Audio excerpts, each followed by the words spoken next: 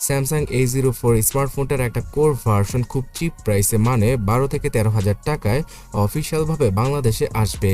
আর এই স্মার্টফোনটাতে টুকটাক ইউজ করার জন্য সকল ফিচার তো থাকবেই, তার পাশাপাশি স্যামসাংয়ের একটা ব্র্যান্ড ভ্যালু পাওয়া যাবে। So hey guys, Shanto here. বর্তমানে সব ধরনের স্মার্টফোনের প্রাইস বেড়েছে, বিশেষ করে স্যামসাং তো ইচ্ছামতো প্রাইস বাড়িয়েছে। কিন্তু A04 কোর স্মার্টফোনটা কিছুটা ভিন্ন। এই স্মার্টফোনটাতে বাজেট অনুযায়ী নটযুক্ত ডিসপ্লেকে ইউজ করেছে স্যামসাং, মানে ব্যাকডেটেড কোনো ডিসপ্লেকে ইউজ করা হয়নি। যদিও কিনা এখানে TFT প্যানেল অথবা PLS প্যানেলকে ইউজ করা হবে, তারপরও স্যামসাংয়ের এই ফোনটা বাজেটের মধ্যে আমাদেরকে 90 হার্জের ডিসপ্লেকে প্রোভাইড করবে, আর এখানে HD রেজলিউশনকে পাওয়া যাবে। সো ওভারঅল বলতে গেলে বর্তমানের মার্কেট সিচুয়েশন অনুযায়ী এই ডিসপ্লেটা আসলে বেস্ট হবে স্যামসাংয়ের পক্ষ থেকে। এছাড়া ডিসপ্লের একদম নিচে মানে চিন এরিয়াটা অনেক বেশি বড় হবে, যেহেতু এটা একটা বাজেট ক্যাটাগরির ডিভাইস, তাও আবার স্যামসাংয়ের। সো ডিসপ্লের পরে এবার ক্যামেরা সম্পর্কে জানা যাক।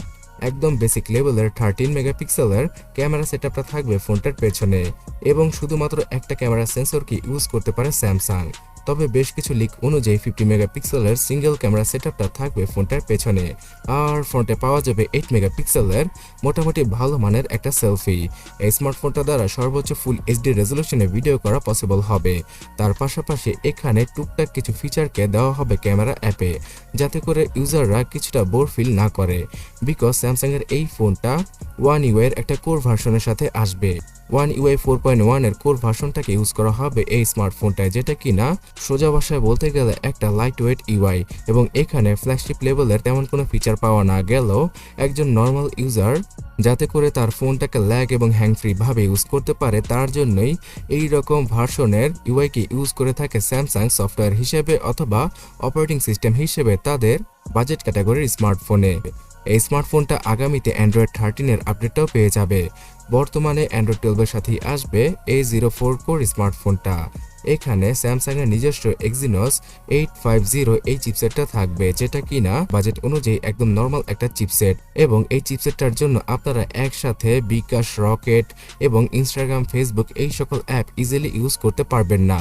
মেসেঞ্জার ইউজ করলে যখন কিনা মেসেজ আসবে তখন ফোনটা কিছুক্ষণের জন্য ফ্রিজ হয়ে যেতে পারে, বিকজ এই চিপসেটটা অতটাও পাওয়ারফুল নয়। তাই অবশ্যই এই ফোনটা যারা কিনবেন তারা সবগুলো অ্যাপের লাইটার ভার্সনকে ইউজ করবেন, যেমন ফেসবুক লাইট, ইনস্টাগ্রাম লাইট অথবা মেসেঞ্জার লাইট। তাহলে খুব ল্যাগ ফ্রি ভাবে ইউজ করতে পারবেন আপনারা A04 কোর স্মার্টফোনটা। সত্য কথা বলেছেন। এছাড়া এই স্মার্টফোনটা তারা গেম খেলার কথা ভুলে যান। যারা কিনা নর্মালি ফ্রি ফায়ার খেলে থাকেন এবং তার থেকেও নিচের লেভেলের মানে লো গ্রাফিক্সের গেম খেলে থাকেন, তারাই এই ফোনটা কিনে টুকটাক গেমিং করতে পারবেন। এই স্মার্টফোনটা 3GB আর 4GB এই দুটা র্যাম ভেরিয়েন্টের সাথেই আসবে।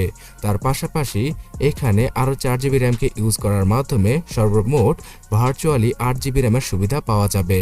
এছাড়াও সর্বোচ্চ 1000GBর SD কার্ডকে ইউজ করা পসিবল হবে স্যামসাংয়ের এই ফোনটায়। থাকবে ডুয়াল সিমের কানেকশন, তবে এখানে ডুয়াল 4Gর কানেকশন পাওয়া যাবে না। হয়তো একটা সিম 4Gতে চলবে, অন্য আরেকটা সিম 3Gতে চলবে। এভাবেই কাজ করবে স্যামসাংয়ের A04 কোর স্মার্টফোনটা, যেহেতু এটা একটা বাজেট ক্যাটাগরির ডিভাইস। এবং সর্বশেষে ব্যাটারি সেকশনে 5000 অথবা 6000 mAh এর হিউজ ব্যাটারিকে ইউজ করা হবে স্যামসাংয়ের এই ফোনটায়, যেটাই হবে কিনা এই ফোনটার মেন সেলিং পয়েন্ট। 1.5 থেকেও 2 দিনের বেশি ব্যাটারি ব্যাকআপ পাওয়া যেতে পারে স্যামসাংয়ের এই ফোনটা ইউজ করে, তবে হেভিলি ইউজ করলে সর্বোচ্চ 8 থেকে 9 ঘন্টার SOT পেয়ে যাবেন আপনারা। তবে এই ফোনটার সাথে হয়তো চার্জারকে প্রোভাইড করবে না স্যামসাং, যেটা আসলেই দুঃখজনক। আর চার্জিং স্পিডের কথা বললে সর্বোচ্চ 15 ওয়াটের চার্জিং স্পিডকেই সমর্থন করবে স্যামসাংয়ের A04 কোর স্মার্টফোনটা। সো ভিউয়ার্স, এক কথা বলতে গেলে যারা কিনা স্যামসাংয়ের ব্র্যান্ড ভ্যালু এবং লং লাস্টিং একটা স্মার্টফোন খুঁজছিলেন তাদের জন্য এই ফোনটা বেস্ট হবে। ইন্ডিয়ান মার্কেটে শুধুমাত্র 9 থেকে 10,000 রুপি এবং বাংলাদেশের মার্কেটে 12 থেকে সর্বোচ্চ 14,000 টাকায় পাওয়া যাবে এই ফোনটার বিভিন্ন ভেরিয়েন্ট, মানে 3 থেকে 4GB র্যামের ভেরিয়েন্ট। আর আগামী মাসে আসতে পারে এই স্মার্টফোনটা বাংলাদেশে অফিসিয়াল ভাবে। তবে এর থেকেও ভালো স্মার্টফোন 15,000 টাকা কিনতে চাইলে ডান পাশের ভিডিওটাতে ক্লিক করুন অথবা কমেন্ট সেকশনটা চেক করুন।